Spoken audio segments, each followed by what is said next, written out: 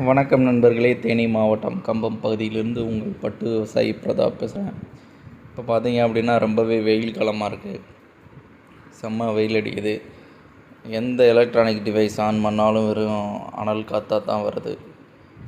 சரிங்களா? அந்த அளவுக்கு வெப்பநிலை அதிகமாக இருக்க சூழ்நிலையினால் நம்ம பட்டு வளர்ப்பது பார்த்திங்க அப்படின்னா ரொம்பவே கூலிங்கான கிளைமேட்டு தேவைப்படுது. அந்த கிளைமேட்டை நம்மளுக்கு இயற்கை கொடுக்கல.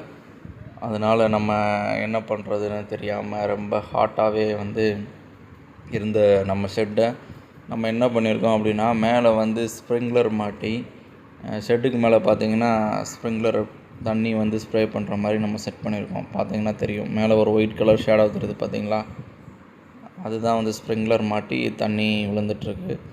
ஸோ இந்த மாதிரி நம்ம ஷெட்டை செயற்கை மழையை உருவாக்கி நம்ம பட்டுப்புழுவை வளர்க்க வேண்டிய சூழ்நிலைக்கு இப்போ நம்ம தள்ளப்பட்டிருக்கோம் இயற்கையினால்.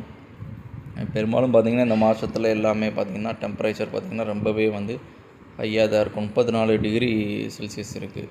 பார்த்திங்கன்னா தெரியும், ஹியூமிடிட்டி நம்மளுக்கு கம்மியாக இருக்குது, 26 தான் இருக்குது. ஸோ அதனால் நம்ம என்ன பண்ணியிருக்கோம் அப்படின்னா, ஷெட்டுக்குள்ளேயும் பார்த்திங்க அப்படின்னா சில்லுன்னு தண்ணியை பிடிச்சி நம்ம கீழேயும் தரைவெளியாக கொஞ்சம் நனைச்சி விட்ருக்கோம். இந்த மாதிரி நினைக்கும்போது பார்த்திங்க அப்படின்னா கொஞ்சம் டெம்பரேச்சர் உள்ளே கூடி கொஞ்சம் ரெடியூஸ் ஆகும். இப்போ 4ஆம் பருவத்துக்கு ரெடி ஆயிடுச்சு நண்பர்களே. நம்மளுடைய பட்டுப்புழு தோல் உரிப்புக்கு 4ஆம் தோல் உரிப்புக்கு ரெடி ஆயிடுச்சு.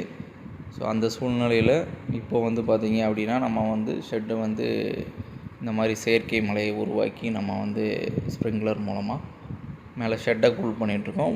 உள்ளுக்குள்ளே நம்ம தண்ணிகளை வச்சு ஊற்றி விட்டாச்சு. இன்னும் நம்ம ஷெட்டை சுற்றி பார்த்திங்கன்னா மரங்கள் இன்னும் பெரிய மரங்கள் எதுவும் இல்லாதனால நம்மளுக்கு நிழல் கிடைக்கல அந்தளவுக்கு. அதனால் பெரும்பாலும் நம்ம என்ன பண்ணியிருக்கோம் அப்படின்னா, இந்த மேலே ஸ்ப்ரிங்க்லர் தண்ணி ஸ்ப்ரே ஆகிட்டுருக்கு. பட் வெளிச்சத்துக்கு தெரியல, இந்த தாவாரத்துலேருந்து ஓடிக்கிட்டுருக்கு பாருங்கள்.